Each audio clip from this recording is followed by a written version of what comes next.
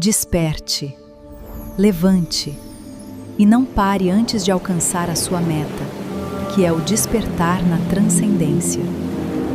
Então, pessoal, primeiramente eu vou dar, onde quer que vocês estejam nesse momento, né, que vai ter uma gravação, e bom dia, boa tarde, boa noite, para todos que estejam presentes, que futuramente ainda possa ouvir essa contextualização, que é muito importante para todos nós. Então, na terça-feira, no dia 26, né, para quarta, que foi ontem, né, nós tivemos um dia, né, diante de um Ekádasi que muito raro e profundamente auspicioso, que foi o Sagrado Padamini Ekádasi, que ocorre durante o mês adicional, conhecido nas escrituras como o mês mais querido do Senhor Hari. Então, essa história, ela é narrada no Skanda Purana, através de um diálogo entre Maharaj Yudhishthira e o Senhor Krishna, né? O Yudhishthira pergunta ao Senhor sobre a importância desse Ekádasi especial, suas regras, os seus benefícios espirituais. Então, Krishna revela que este Ekádasi possui uma potência extraordinária, rara, até mesmo entre os grandes sábios. E o Senhor explica que este voto deve ser observado com muita pureza, simplicidade, verdade e devoção, mais do que apenas um jejum físico. Então, o Padmini Ekadasi representa uma oportunidade de purificação interna, vigilância espiritual e entrega ao Supremo. Durante este dia, o buscador procura controlar os sentidos, evitar conversas mundanas, permanecer desperto da consciência divina e ocupar a mente em ouvir, cantar e lembrar das glórias do Senhor. Então, após explicar os procedimentos do Ekadashi, Shri Krishna passa então a narrar uma antiga história ligada a este dia sagrado. Então, ele narra que na era Treta Yuga existia um poderoso rei chamado Katyavirya. Apesar de possuir riqueza, poder e muitas rainhas, ele sofria profundamente por não conseguir ter um filho. Desejando alcançar essa bênção, abandonou seu reino e foi para a floresta realizar austeridades severas por milhares de anos. Sua esposa, a rainha Padmini, era extremamente casta, fiel e devotada. Mesmo sendo a rainha, ela abandonou seus confortos para acompanhar seu marido na floresta, compartilhando de suas dificuldades e penitências. Ao ver o sofrimento do rei e perceber que, após longas austeridades, o Senhor ainda não havia concedido a bênção desejada, Padmini procurou a grande sábia Anusuya, conhecida por sua pureza e realização espiritual. Então, com humildade, perguntou qual prática poderia agradar verdadeiramente o Senhor Supremo. A, a Nusuya revelou a ela o segredo do Padmini Ekadasi e do Parama Ekadasi, os dois Ekadasis no mês extra. Explicou que, observados com sinceridade, esses dias possuem o poder de remover obstáculos profundos e despertar a misericórdia do Senhor Hari. Padmini, então, realizou o Ekadasi com total devoção. Jejuou rigorosamente, permaneceu acordada durante toda a noite, cantando as glórias do Senhor, adorando com o coração completamente rendido. E o Senhor Shri Krishna ficou tão satisfeito com sua sinceridade e devoção que apareceu diante dela, montado em um garuda, e ofereceu-lhe uma bênção. Por intermédio da devoção de Padmini, o rei também recebeu a graça do Senhor e nasceu então Kartaviriyari Arjuna, um filho extremamente poderoso, capaz até de derrotar Ravana. Assim, Krishna concluiu, ensinando que o verdadeiro poder no Padmini Ekadasi não está apenas nos rituais externos, mas principalmente na sinceridade, na dedicação, na disciplina espiritual e na devoção oferecida ao Senhor com o coração puro. As Escrituras declaram que ouvir, narrar, observar este cálice traz imenso benefício espiritual, purifica o corpo e aproxima a alma da morada eterna do Senhor Hari. Agora, na sequência, ouviremos a atualização trazida por nosso Shiksha Devananda de Prabhu, aprofundando ainda mais os significados e ensinamentos relacionados do Sagrado Padamini Ekadashi. Chai. Gratidão pela oportunidade dessa narração aqui no grupo. Hare Krishna. Muito bem. Então, muito obrigado, Tulasi, pela introdução. As pessoas que estão acostumadas, né, com o conceito de Ekadashi, já sabem que a parte técnica que envolve os procedimentos de observar o Ekadashi, alguns detalhes que diferenciam de um Ekadashi para o outro, porém, normalmente, não é, os Ekadashis, eles estão destinados a favorecer aquele que o observa com os benefícios almejados, né? As metas desejadas para se realizar, desejos principalmente, né? E a persistência na observação do Ekadashi com o objetivo de alcançar uma meta, um desejo, é autorizado, mesmo que ele seja, vamos dizer assim, o que se chama de desejo, né, entre aspas, mundano. Desejo mundano, o que significa? Desejo mundano significa desejo, no sentido pejorativo, maus desejos inferiores, ou desejos, sabe, promíscuos, ou desejos, por mundano, se quer dizer desejos relacionados com a dinâmica que está em andamento dentro da forma de vida humana. Então, eu acho que melhor do que desejos mundanos, desejos humanos, tá? Pode-se ser um termo mais condizente com o conceito do Ekadashi, desejos humanos, né? Então, alguns dos desejos humanos que são humanamente compreensíveis, aceitáveis e até incentiváveis, aparece dentro do processo dos Ekadashis, né? Então, a gente tem, assim, a prerrogativa de que os Ekadashis têm uma função de purificar a pessoa para a espiritualidade, para a evolução. Agora, quando aparece dentro da descrição dos Ekadashis objetivos humanos para serem alcançados, como, por exemplo, esse de um filho, né? Então, o rei, ele está querendo um filho.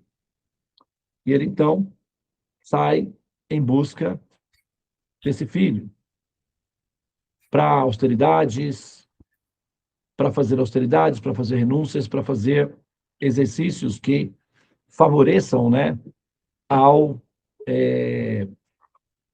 surgimento de um filho. As pessoas fazem simpatias, que são formas de práticas de magias, para obter certos benefícios, né? Então, alguns tipos de simpatias ou magias têm uma formalidade mais efetiva junto ao conceito que é o que nós chamamos da espiritualidade, né, etc. Por exemplo, orações são o equivalente de simpatias ou de magias que se realiza constantemente para se obter do universo, do Criador, aqueles benefícios almejados, seja a cura de uma doença, uma cura financeira, alguma coisa nesse sentido. Às vezes, de acordo com a jurisprudência do universo ou do Criador, aquele desejo pode ser realizado ou ele será realizado de uma outra forma que o desejo da pessoa também se converta não apenas em benefício imediato, mas em benefício permanente, transcendente, para que a pessoa possa, além de realizar o seu desejo, também possa transcender a necessidade de viver desejos humanos. Os desejos humanos, eles são favoráveis, são bem-vindos, são necessários para a nossa realização, mas eles não são a meta final. Porque os desejos humanos nos fazem renascer entre humanos. E o nascimento entre humanos é um indício de que essa alma não evoluiu ainda. A fase humana é uma fase intermediária. E essa fase intermediária, ela existe para ser utilizada como uma plataforma de lançamento, para se alcançar um objetivo superior, a fase divina, a fase sagrada, a fase deva, a fase Deus, né?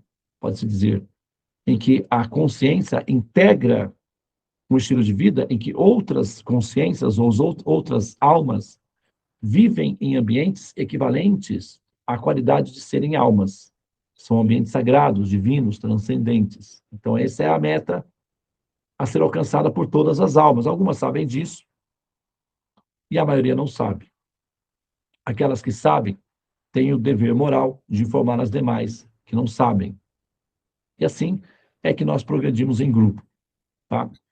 Agora, se nós observamos nesse Ekadashi específico que apareceu no mês de Purushottama, esse mês, que é chamado o mês extra, ele acontece eventualmente no calendário para corrigir a defasagem que o calendário lunar ele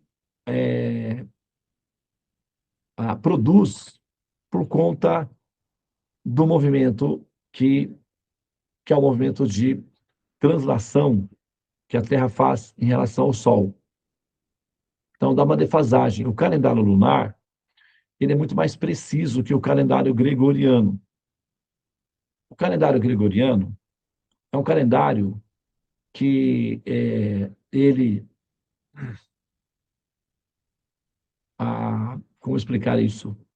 Vocês, por exemplo, nós temos no calendário gregoriano 2 meses que são referentes a 2 imperadores romanos, que é o mês de julho e agosto.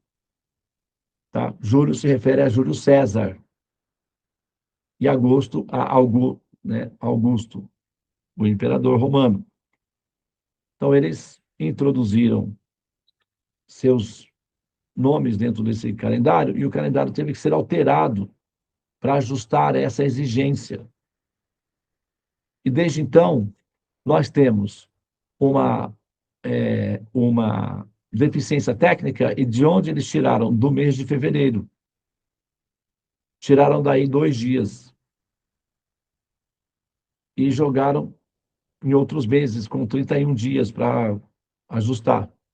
Eventualmente, o mês de fevereiro tem 30 dias, uma coisa assim. Então, são os ajustes técnicos que eles fizeram para adequar esse calendário gregoriano. O calendário natural é o calendário lunar. Então, esse calendário, ele é de precisão. E a cada 6 anos, se eu não me engano, um mês é acrescentado no calendário, que é o calendário lunar. Esse mês é chamado Purushottama. Purushottama.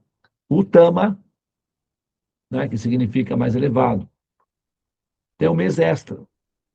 É como se fosse 13º salário, é como se fosse o final de semana, não é? Então, é um mês especial em que as pessoas podem utilizar esse tempo extra que sobrou para realizar ações piedosas e aumentar a durabilidade de vida, a qualidade de vida, etc. Tá? Então, Krishna, ele, na Bhagavad Gita, ele vai dizer que eu sou o mês de Purushottama. Né? No sentido de que esse mês, ele é um mês que é uma referência para aqueles que precisam de um momento especial para uma realização efetiva de alto valor. Então, esse rei, sabendo que esse mês, o Purushotama, era muito auspicioso, e percebendo que ele não tinha filhos, decidiu fazer austeridades nesse mês para a obtenção de um filho, né, para dar sequência na dinastia. A esposa, a rainha, adotou um outro caminho. Então ela foi procurar uma outra personalidade de sabedoria e perguntou: o que eu faço para auxiliar o meu esposo nesse objetivo? E para as mulheres, as austeridades que os homens fazem é imprático, pelo seguinte motivo: a presença de útero. Tá? O útero no corpo feminino impede que a mulher possa ficar sentada por longos períodos. É perigoso. Compromete a qualidade do útero, da reprodutividade do útero. O útero é um equipamento muito delicado. Requer temperatura ambiente constante, por isso que as mulheres não devem andar descalças no chão frio, não devem sentar no chão diretamente por longos períodos. Tem várias atividades que a mulher não deve fazer para a preservação da condição do útero. Então, na cultura védica, a mulher sentar-se em uma esteira de palha e permanecer horas sentada fazendo meditação não é apropriado, a não ser que ela não tenha problemas em relação a ter filhos. Se ela não quiser ter filhos, ou também pode adquirir dores desnecessárias, porque isso também pode gerar dor física devido à sensibilidade do útero. Então, não é aconselhado que as mulheres fiquem sentadas durante longos períodos fazendo meditação, fazendo austeridades, porque ela pode ter desconforto físico, dores, e também pode comprometer a capacidade reprodutiva. Por isso que nas escolas védicas as meninas não são admitidas. Um dos motivos, né? Não por isso, mas esse é um dos motivos principais. As crianças nas escolas védicas permanecem sentadas por longos períodos recitando mantras. E esse fator comprometeria a qualidade dessa criança no futuro para ser mãe. Tá? Outro fator, ficar sentado durante muito tempo, recitando mantras, vai treinar o cérebro para o hiperfoco. Mães com hiperfoco são perigosas para as crianças. Hoje em dia, por exemplo, tem muitas mães que têm hiperfoco no celular. O que acontece com as crianças? Muitas morrem, literalmente, por acidentes domésticos, caem em linha de trem, trânsito. As crianças morrem com mães hiperfocadas nas telas dos celulares. Uma mãe hiperfocada é uma mãe perigosa, porque a criança pode morrer. Então, uma mãe não pode ser hiperfocada, ela tem que ser variada, hiperativa. Por que ela tem que ser hiperativa? Porque essa hiperatividade é favorável para a sobrevivência da criança. Porque as crianças são hiperativas. Uma mãe hiperfocada dá uma diferença de time. A criança pode morrer. Então, a mãe tem que ser hiperativa para dar conta da demanda de crianças. Então, as crianças meninas não são convidadas a irem para a escola, mas ficarem brincando em casa. Porque a hiperatividade delas de ficarem andando, ajudando a mamãe, fazendo isso, garante a sobrevivência da criança, dos filhos futuros. E essa mãe também aprende em casa os conteúdos essenciais para a manutenção da cultura védica, que é bhakti, amor, nutrir. Então, a deidade ou a divindade na casa normalmente é adorada pela mulher, pela mãe e pelas filhas meninas. Porque os meninos vão para a escola, no Gurukula. eles ficam sentadinhos recitando mantras horas e horas e horas, porque o menino não tem útero. Ele pode ficar sentado. O menino pode ficar hiperfocado, porque lá na frente não vai ser exigido dele cuidar das crianças, porque ele vai ter que sair para trabalhar. Então não é perigoso para o menino ficar hiperfocado, que ele tem que ficar focado no trabalho para conseguir produzir. Para a menina, não. É desfavorável, tanto fisicamente como socialmente. Porque essa mãe hiperfocada não vai dar conta das crianças do futuro. Então vai haver um processo reverso. Elas aprendem em casa as escrituras através da recitação das histórias, não é? Assim, da epopeia da Índia, o Ramayana, as grandes histórias são contadas em casa pelas mães ou pelos mestres eventuais, onde eles se reúnem no final da tarde para essas funções. Então, sempre tem mestres à disposição nas vilas, nos locais. A rainha procurou um mestre feminino. Por quê? A alternativa, né, que foi dada a ela tem a ver com, né, a capacidade de observar, não é, esse mundo interno. A sábia indicou para a rainha o Ekadashi. Por quê? O Ekadashi, ele tem uma função efetiva semelhante às austeridades que os homens realizam, sem que isso seja necessário para os homens. Ou seja, o Ekadashi é principalmente austeridades para as mulheres, para facilitar as mulheres.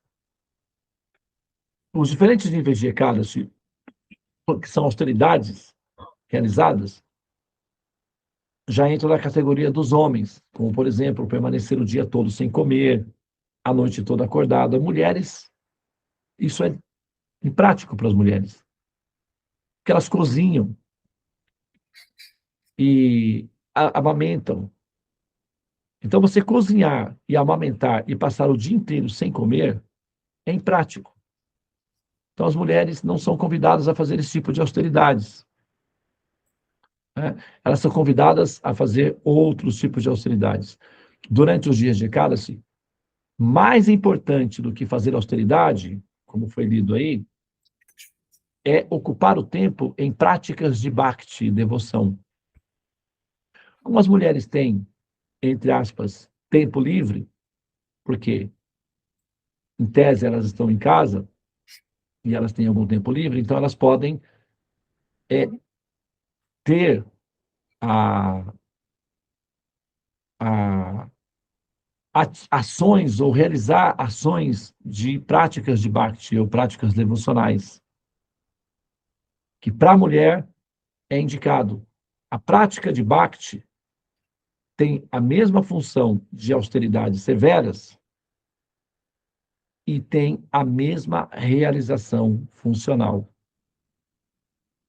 Então, é o exercício de favorecimento do Senhor Supremo como entendimento psíquico e biológico e carinho pelas suas filhas, mulheres, em que elas podem obter os mesmos benefícios das austeridades que os homens fazem, porém de uma maneira mais suave e com ternura.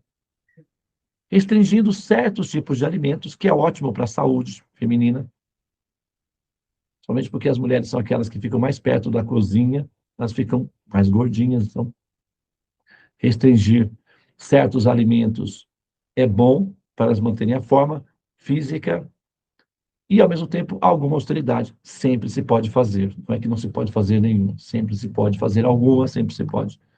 Então, essas austeridades são indicadas para as mulheres e o tempo disponível para a recitação de escrituras sagradas para os filhos nos dias de Ekadashi.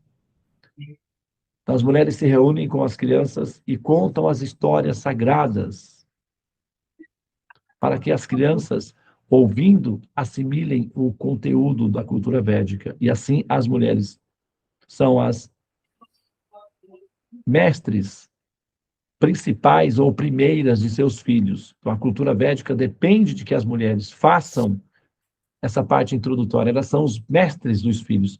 Depois é que o filho, na fase adulta, vai escolher um mestre espiritual. Mas o mestre espiritual original na cultura védica é sempre a mulher, é sempre a mãe. Só que ela tem que fazer a função, né? Se ela for só mãe, naturalmente já é, né, uma pessoa amada, mas isso não é o suficiente. Ela tem que ser mãe e mestre simultaneamente. Por isso que ela é incentivada às práticas de Bhakti, principalmente nesse momento aí. Tá?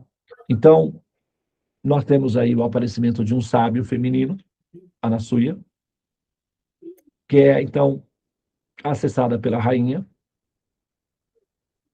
e um filho surge como consequência, principalmente, do exercício da rainha de observar o Ekadashi do mês de Purushottama. Então, é um desejo humano ter um filho?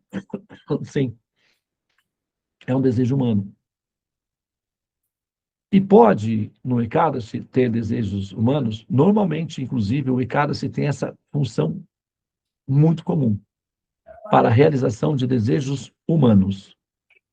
Agora, uma vez que os seres humanos realizam seus desejos, espera-se que surja no coração deles um efeito previsível, aguardado, chamado gratidão ao Supremo. Se essa gratidão não acontece, então a função ficou incompleta. Ela tem que acontecer. Espera-se que aconteça. E qual é a função dessa gratidão?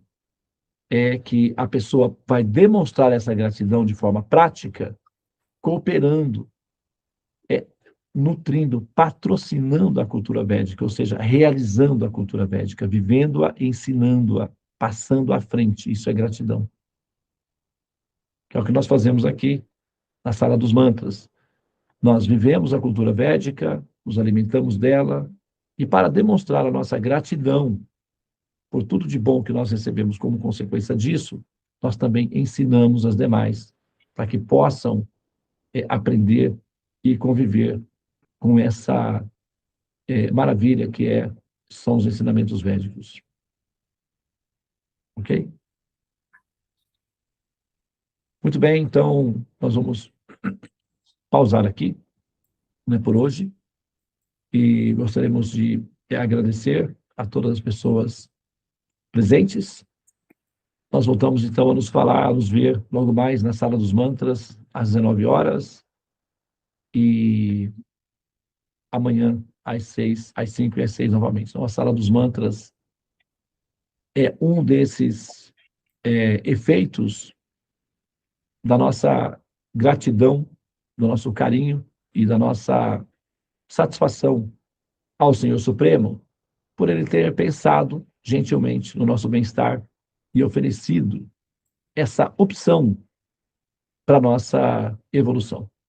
Né?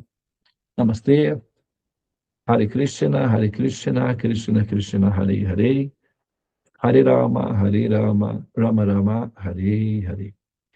Ó energia suprema, amor divina, ó Mahamantra, auspicioso libertador do ser, desperta-me, eleva-me, envolve-me, protege-me. Hare Om Shanti Namaste Om Tat Sat Hare Krishna.